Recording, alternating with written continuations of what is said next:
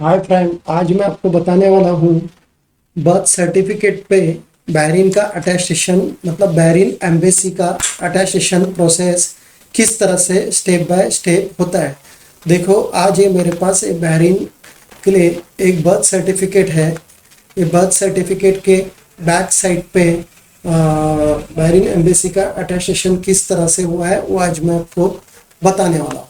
Attestation का हमेशा करने के लिए इस तरह का ओरिजिनल बर्थ सर्टिफिकेट चाहिए होता है और बच्चे का पासपोर्ट का फ्रंट बैक कॉपी चाहिए होता है। कभी भी अटेस्टेशन ओरिजिनल सर्टिफिकेट के बैक साइड पे होता है, कभी भी जेरोक्स कलर जेरोक्स पे नहीं होता है। देखो, यहाँ लिखा है government of Maharashtra birth certificate करके लिखा हुआ है, तो इस तरह का ओरिजिनल बर्थ सर्टिफिकेट चाहिए होता है। देखो, ये आजकल का लेटेस्ट बर्थ सर्टिफिकेट है, तो उस पर इस तरह का क्यूआर कोड आता है जिसके वजह से सर्टिफिकेट आसानी से वेरीफाई होता है। तो इस तरह का क्यूआर कोड जनरेटेड जो कॉपी होता है इसके बैक साइड पे एम्बेसी अटेस्टेशन करती है। लेकिन ओल्ड बर्थ सर्टिफिकेट होगा तो यहाँ पे उनका ऑफिसर का बर्थ और डेथ रजिस्टर्ड का इधर स्टैम्प और साइन रबर स्टैम्प और साइन होना ब्लू कलर का रबर स्टैम्प और साइन होना ज़रूरी है, नहीं तो नहीं होता है। काफ़ी लोग बोलते हैं कि जेरोक्स कॉपी पे कलर जेरोक्स कॉपी पे अटेस्टेशन करो करके, उनके फ्रेंड ने या दोस्त ने अटेस्टेशन किया हुआ है ऐसे बोलते हैं। लेकिन हम लोग के अराउंड एक 13-14 ईयर से हम लोग अटेस्टेशन अपोस्टाइल प्रोसेस करते हैं, तो कभी भी इंडिया में जेरोक्स कॉपी पे कलर कॉपी पे अटेस्टेशन नहीं हुआ है। कभी भी इस तरह का ओरिजिनल सर्टिफिकेट चाहिए होता है और ओरिजिनल अटेस्टेशन हमेशा फ्रंट पे नहीं होता है, ओरिजिनल सर्टिफिकेट के बैक साइड पे ही अटेस्टेशन होता है। और काफ़ी बार ये सर्टिफिकेट लोग इसको लैमिनेशन करके रखते हैं क्योंकि ये सेफ रहने के लिए या फिर फटे नहीं इसके लिए इसको लैमिनेशन करके रखते हैं। तो अगर उसको लैमिनेशन किया है तो आपको नया निकालने की ज़रूरत नहीं है या नया इशू करने की ज़रूरत नहीं है। तो उसका बैक साइड पे जितना हम लोग को अटेस्टेशन के लिए जगह की ज़रूरत होती है उतना हम लोग बैक साइड से लैमिनेशन रिमूव करते हैं और उस पर अटेस्टेशन करते हैं। वो लैमिनेशन रिमूव करने पे सर्टिफिकेट को ज़ीरो डैमेज होता है, कुछ भी डैमेज नहीं होता है। हम लोग आसानी से अच्छे से सालों साल से लैमिनेशन रिमूव करते हैं। तो हमारे पास एक्सपर्ट लोग हैं जो लैमिनेशन इसको रिमूव करते हैं, तो आपका सर्टिफिकेट कभी भी डैमेज नहीं होता है। तो अगर आपको ये बर्थ सर्टिफिकेट अटेस्टेशन करना होगा तो ओरिजिनल बर्थ सर्टिफिकेट और बच्चे का पासपोर्ट कॉपी देना पड़ेगा। अगर मैरिज सर्टिफिकेट अटेस्टेशन करना है तो हस्बैंड वाइफ का पासपोर्ट का जेरोक्स कॉपी और ओरिजिनल मैरिज सर्टिफिकेट देना होगा। मैरिज सर्टिफिकेट, बर्थ सर्टिफिकेट या डिग्री सर्टिफिकेट या कोई भी आपका लीगल डॉक्यूमेंट है, डेथ सर्टिफिकेट है या कोई कंपनी का डॉक्यूमेंट है, उसका अटेस्टेशन का एक ही प्रोसेस होता है जो मैं आज आपको बताने वाला। तो चलो मैं अभी आपको बताता हूँ इसके बैक साइड पे अटेस्टेशन का प्रोसेस मैंने किस तरह से कंप्लीट किया है। देखो, ये सर्टिफिकेट का बैक साइड है, इसके बैक साइड पे किस तरह से अटेस्टेशन हुआ है मैं आपको बताता हूँ, क्योंकि मैं अपने हर एक वीडियो में आपको बताता हूँ कि अटेस्टेशन करने के लिए कोई भी कंट्री का कहाँ का भी सर्टिफिकेट हो उसको अटेस्टेशन करने का सबसे फर्स्ट प्रोसेस होता है नोटरी।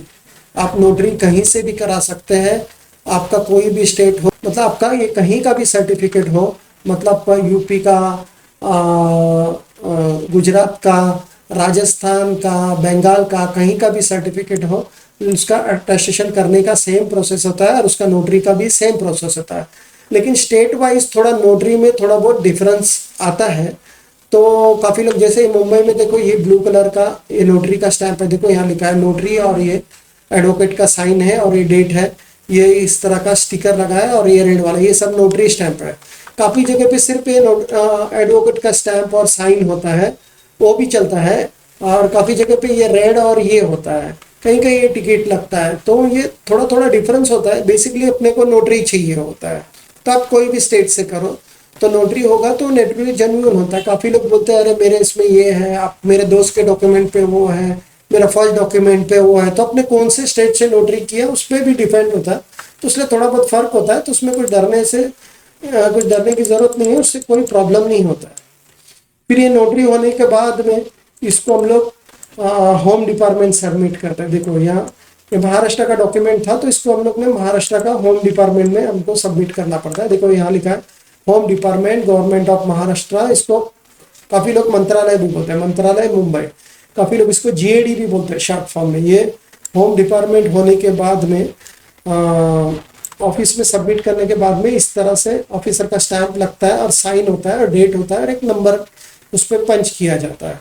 ये होने के बाद में फिर इसको हम लोग ये मुंबई में हम लोग सबमिट करते हैं बहरीन एम्बेसी में, तो फिर हम लोग को इस पे बहरीन एम्बेसी में सबमिट करना पड़ता है। तो बहरीन एम्बेसी हम लोग मुंबई सबमिट करेंगे तो फिर बहरीन एम्बेसी से इस तरह से एम्बेसी का स्टिकर लगता है। देखो इधर लिखा है बहरीन एम्बेसी करके लिखा हुआ है, यहाँ ministry of foreign affairs Bahrain करके लिखा है। तो इस तरह से बहरीन का इस तरह का स्टिकर लगता है और ये एम्बेसी में इस तरह का स्टैंप लग के साइन होता है। ये होने के बाद में अटेस्टेशन आपका बहरीन का हो जाता है। बेसिकली ये बहुत इंपॉर्टेंट स्टैंप होता है, इसके पे आपको आपका वीज़ा निकलता है। एक्चुअली बेसिकली आप अटेस्टेशन क्यों करते हैं, क्योंकि आपका वहाँ हस्बैंड होगा, वो आपका रेसिडेंट वीज़ा वहाँ का निकालना चाहता है। जैसे हस्बैंड वाइफ को बुलाना चाहता है या बच्चे का वीज़ा निकालना, वाइफ ऑलरेडी है, बच्चा है इधर, तो बच्चे को अगर बच्चे को बुलाना चाहता है तो इस तरह का उसको अटेस्टेशन करना पड़ता है। तो ये अटेस्टेशन करने के बाद में ही सर्टिफिकेट उसका वैलिड होता है, तो उसके पे फिर वहाँ उसका वीज़ा निकलता है। तो पहले यहाँ से सब ये ऑफिसर से इस तरह के ऑफिसर के स्टैम्प मार के फिर एम्बेसी का ये मार के ही फिर ये सर्टिफिकेट लीगल होता है। फिर ये लीगल सर्टिफिकेट होने के बाद में ही इसको वेरीफाइड कर होने के बाद में लीगलाइजेशन होने के बाद में फिर आपको ये आपके हस्बैंड को या इसको भेजना पड़ता है, तो फिर वो आपका वीज़ा का प्रोसेस करता है। और काफ़ी बार उधर बहरीन में एमईए मतलब मिनिस्ट्री ऑफ एक्सटर्नल अफेयर मांगते हैं, जो दिल्ली से होता है, तो हम लोग वो भी करके देते हैं। तो क्योंकि वो एक स्टैंप अगर कभी मांग लिया कोई ऑफिसर ने उधर, तो आपका सर्टिफिकेट वापस रिटर्न नहीं आवे, आपका कुरियर का चार्जेस नहीं जावे, इसलिए हम लोग इसको यहाँ से दिल्ली से मिनिस्ट्री ऑफ एक्सटर्नल अफेयर भी करते हैं। तो उसके बाद में हम लोग इसको मिनिस्ट्री ऑफ एक्सटर्नल अफेयर में सबमिट करते हैं। देखो ministry of external affair new Delhi, ये देखो यहाँ लिखा ministry of external affair new Delhi. तो मिनिस्ट्री ऑफ एक्सटर्नल अफेयर में सबमिट करने के बाद में इस पे मिनिस्ट्री ऑफ एक्सटर्नल अफेयर का इस तरह का स्टैंप लगता है और ऑफिसर का इस पे स्टैंप होता है। ये होने के बाद में आपका अटेस्टेशन का टोटल इंडिया के जितने स्टैंप है वो स्टैंप पूरे प्रोसेस हो जाता है। ये अटेस्टेशन होने के बाद में आप आपके हस्बैंड को भेज सकते हैं। अगर आपको अटेस्टेशन करना हो तो मेरा स्क्रीन पे नंबर दिया है, उस पर आप कॉल भी कर सकते हैं, व्हाट्सअप भी कर सकते हैं। अगर आपको ये मेरा वीडियो पसंद आया तो प्लीज़ इसको लाइक और सब्सक्राइब कीजिए, जिसकी वजह से हम लोग ट्रैवल इंडस्ट्री है, जिसकी वजह से आपको वीज़ा रिलेटेड, इमिग्रेशन रिलेटेड या जो लेटेस्ट एम्बेसी के कुछ भी अपडेट होगा या कोई कंट्री का अपडेट होगा कुछ भी वीज़ा रिलेटेड, तो आपको टाइम बाय टाइम मिलते रहेगा। तो आप वहाँ का इस पे बेल आइकॉन अगर आप प्रेस करेंगे तो आपको फर्स्ट नोटिफिकेशन मिलते रहेगा जो भी हम लोग वीडियो डालेंगे।